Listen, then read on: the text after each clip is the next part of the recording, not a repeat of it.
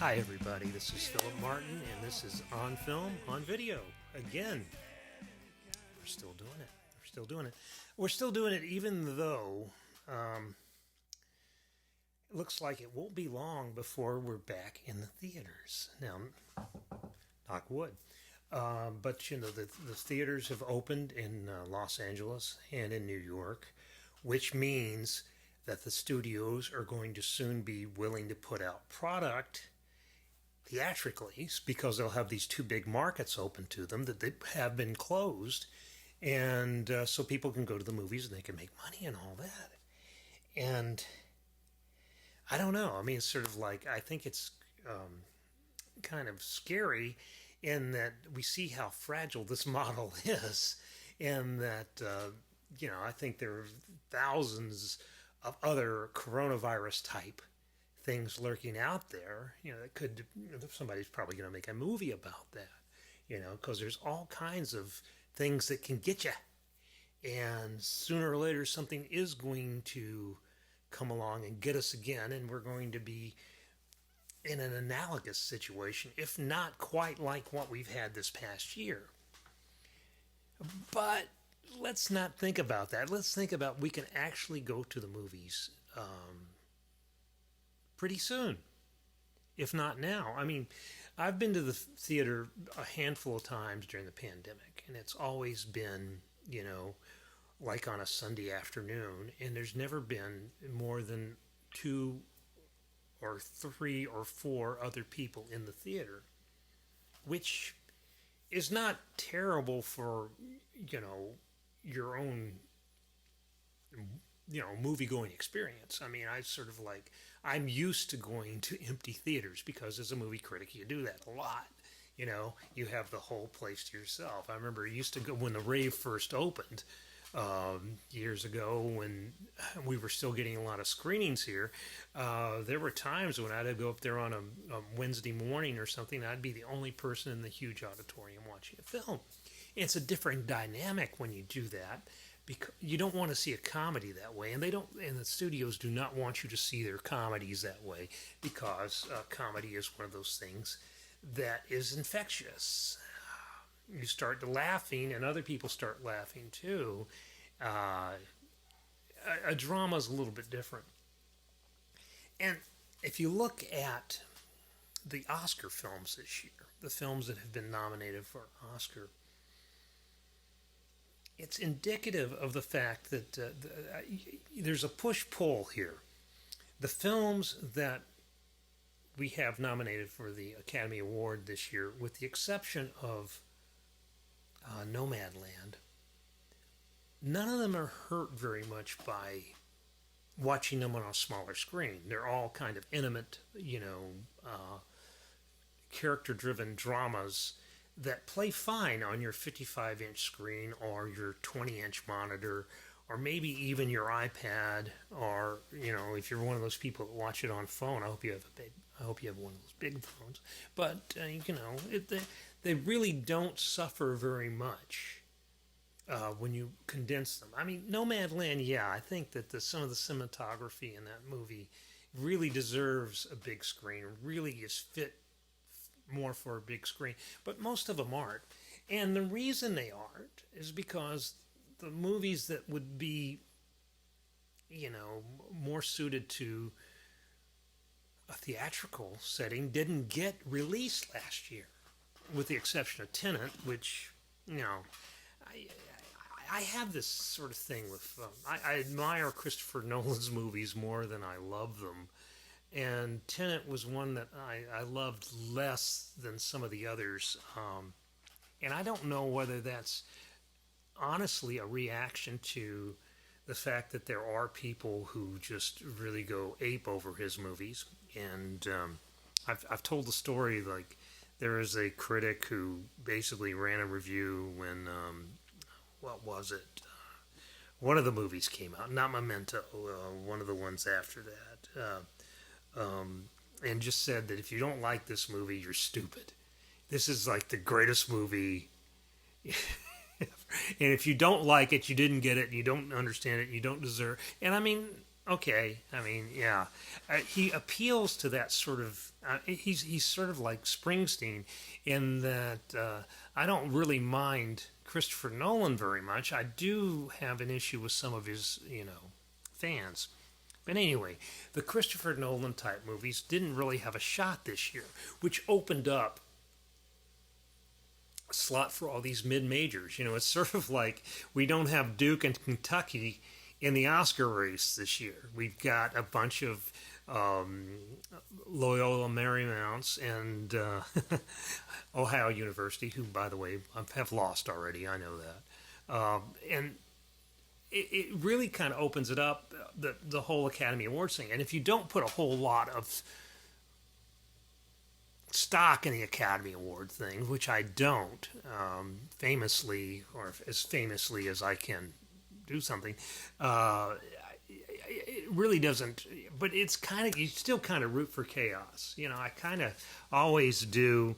And the movie I would like to see win the Oscar, just because of, I would really like to see Nomadland or Minari win, but I would also like to see Lee Isaac Chung win for director, or Zoe Chow. Zoe Chow. I just screwed that up. I'm like,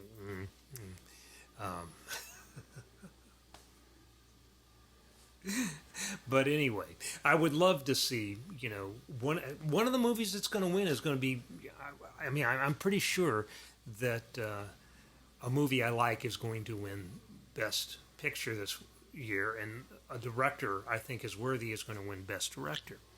Now, that doesn't mean I don't miss the big movies. I've been really missing my James Bond movie that was promised, a year ago. And we can talk about the joys of popcorn movies again this summer, if everything holds as planned and as it looks like now. I mean, people are getting vaccinated. The cases in Arkansas are going down. Movie theaters are going to have a chance to, get some more business. And I think that there's some pent-up desire there to go out and do things. And people may be, there may be this, kind of really nice spring, summer type box office. We'll have to wait and see. One of the things that's sort of interesting is, in our newspaper, in our section, we run the box office when we can, because it's sort of like, my feeling about box office is like, okay, some people really pay attention to it. It's sort of like the box scores in baseball, which I really used to pay attention to. You don't need to do that so much anymore, because you can always find out what you want to find out in the moment. But people are interested in who wins the weekend and things like that. Well, for the past year, it's sort of been spotty about whether we'll get a box office report or not, depending on the week.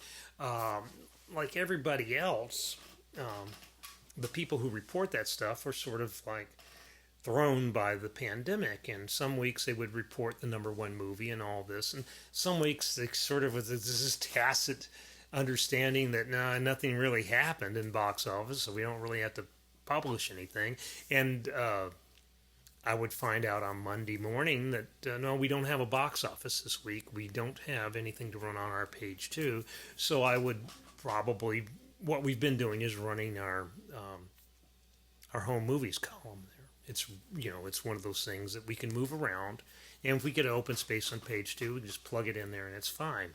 But normally page two is for box office. That's the way we've reserved it. And, whether you think about it or not, you get used to looking for things in a particular place. Like, if you watch this video, to click the thing down in the bottom here. If you read my new movies column, usually, and maybe they've moved it around this week, that would be just fine. I actually would kind of like that. But it's usually down the left-hand column of the front page. We've got the big review out here, and then we've got another review here, and then so your eye gets used to that, and you start getting moving. And I don't mind frustrating your eye occasionally, and mixing things up. and we're going to continue to mix things up as we go along. But my homily this week is that we are getting back to the expected. Maybe not a new normal. Maybe nothing's going to be normal from now on. And I really don't know that we should root for routine.